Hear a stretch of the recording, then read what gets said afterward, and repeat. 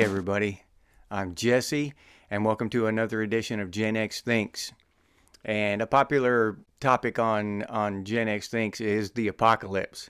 So I figure we'll talk about what are the odds of having one of these apocalypse during Trump's administration. Do the odds go up or down? What are the chances? Because I personally felt like we were real close to an economic apocalypse while Biden is in there, and World War III and all that, a lot of stuff. But now everything's completely shifted to the other direction. So we can discuss what are the chances, how have the chances changed now. And the first one I'll talk about is World War III. So, and I believe that the odds of that happening will go way down. Yeah, almost non-existent. Because as we all know, America is the American government is by far the instigator of all these wars, right? These big wars, they've got some kind of hand in it, covertly or overtly. They're embroiled in all this stuff. They're starting it, a lot of times funding it almost all the time, and most of the time they're funding both sides. So they're making money hand over fist. These warmongers, American businesses and American politicians they just rake in the cash over these wars. So I think that with Trump being in charge, that just overall across the globe, war will go down. The instances we see wars begin and take place will go down. There'll just be less war with Trump. I'm not saying it will disappear, but there will be less. I have faith that this whole thing over there in Eastern Europe, that'll vanish within a month or so of Trump taking office. That whole situation will just evaporate over there. We'll go from, everybody fear-mongering World War III to it'll disappear from everybody's minds like the CEO shooting. It'll just be something in the past. So yeah, I think that Trump will reduce our chances of World War III, not even by a little bit, by vast amounts. It'll be almost non-existent. Economic apocalypse. That one I don't think that has changed at all, because I know Trump's big on the economy and he wants to help American workers and American jobs and all that stuff is great. I'm for it. I'm behind him 100%. But when you look at it and you realize that the entire economy is just in the hands of that central bank, the Federal Reserve, it just hasn't changed at all. It's not like Trump has, dismantled the Fed. He's just another president.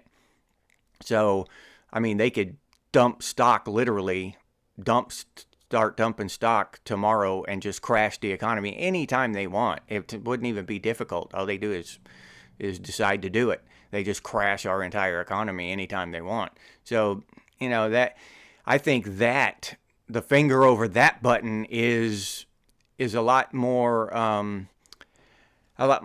dangerous than the finger over the nuclear button, because that they won't even be affected by that. The people pushing the button and their progeny, their kids, their grandkids won't even be affected by that. They'll still be mega ultra rich, for generations to come, so they can crash the economy anytime they want.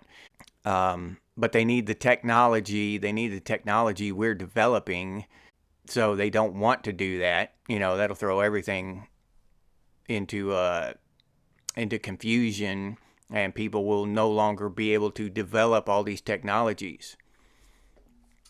Everybody will be too poor, just back to a subsistence type of living where, you're too busy to trying to get something to eat to be run around, inventing new stuff. After that, we've got the viral, which, in my opinion, it was that whole thing in 2020 when Biden took over as Trump was leaving.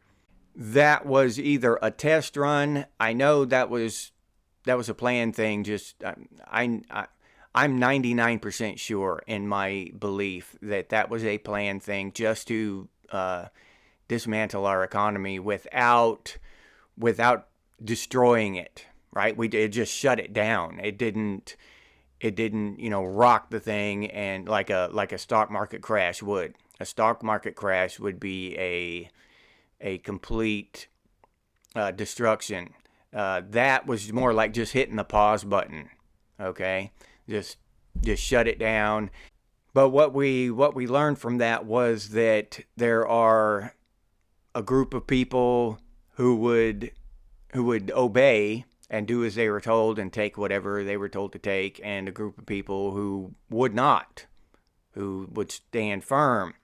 Now, this group of people who would not, they were ejected from their jobs, from the military. They were completely separated.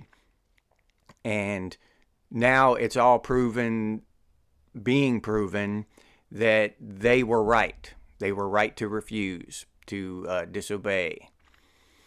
All right. Now, the confusing thing now is the next time something like this happens, and I got to say here that I'm using this type of language and not saying certain words because of YouTube's policies. I'm not allowed to say certain words. I'm not allowed to talk about certain things. If I say a certain word, the AI will ting on it and they'll just yank my video, so you'll never see this video. So you're going to have to read between the lines and figure out what I'm talking about. Now we have two groups of people, ones who will obey and ones who won't. All right. So the next time this happens, we don't know if it's going to be another false flag or if it's going to be the real thing. Because if they let the real thing loose next time, then all the people who will obey will get protection from it. All the people who won't obey, who disobey, who resist, will have no protection from it, and they will be at risk, at real risk this time. All right? That's what I'm afraid of. And so the next time something like this happens, and it's all nobody can convince me that this stuff is just natural. It came from an animal or whatever. None of that shit is cooked up by scientists, and it's let loose at a specific time for a specific reason to further a specific agenda. That's just what I believe. Now, to go into all the details of that, we could fly off in 1,000 different directions and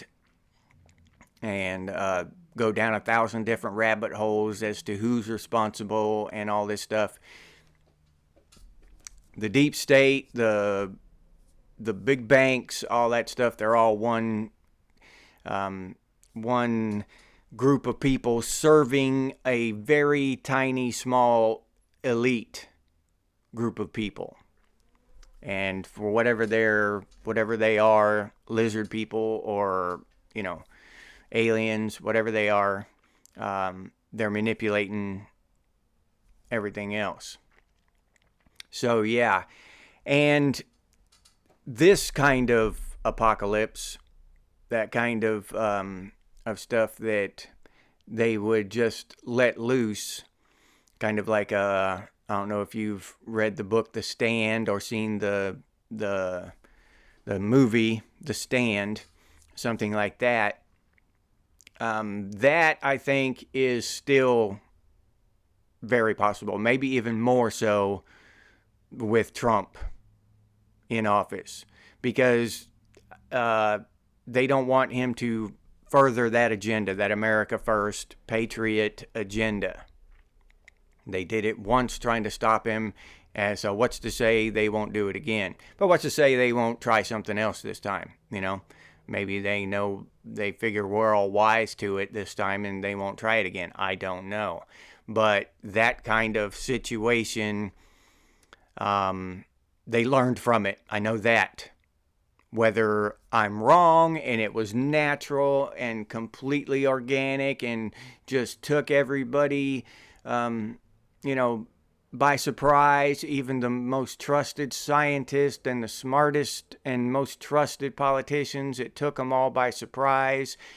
Okay, they still learned from it. They learned. They learned how we will react to it as a people. And pretty much the rest of them, I think the asteroid, the zombies, the rest of them are, you know, Trump's administration, him being in charge won't change them at all. They're just, you know, I mean, how is he going to affect an asteroid's flight? So, or anything like that. Unless the zombie outbreak is viral, then maybe that's something. I don't know. In my opinion, some things, the chances of an apocalypse in some ways will decrease during the Trump administration, and in other ways will increase. But in my opinion, I think that the vast majority of Gen Xers would agree with me that we would rather be free than, you know, we want our freedom. We want our freedom back, the ones they've taken, if possible, if we can get them back. What the hell, what good has the TSA ever done? I mean, seriously, they've never caught one terrorist, not one. Not in the history since their inception has the TSA ever caught one terrorist. So what are they doing? Why do we have that? Why does anybody feel safer at this point? Having to go through all that crap to get, I remember flying in airplanes when I was younger, and there was no problems. Everybody, you went to your plane, you got on, and you flew. So, I don't know. Nowadays, all these rules, regulations, and laws, I think that's what we need to get back. And even if we do risk some danger in getting them back, I don't know. I think it's worth it. I don't think we continue going down the road as this road leads to 1984, and not the good one. And I'll leave you there with that. If you enjoyed this episode, please like, subscribe, and comment. If you'd like to support the channel by becoming a member, I'll put that link down in the description, or you can head over to the channel page and become a member that way. Or you can hop over to Buy Me a Cup of Coffee and buy me a cup of coffee. I'll leave that link down in the description too. If you're interested in Gen X gear, you can head over to Redbubble and check out that stuff we have over there. Gen X and Gen X Thinks branded stuff. Coffee mugs, stickers, t-shirts, all kinds of cool stuff over there. But I'll leave that link down in the description as well. If you can't or don't want to support the channel in any of those ways, you can always do so by sharing these videos on your social media. That helps out a lot. Thank you so much for those of you who do that. I sincerely appreciate it. And if you have any ideas for future episodes of Gen X Thinks, please put those down in the comments. Either that or you can email us in the emails over on the channel page. And as always, stay frosty, Gen X, and I'll see you on the next one.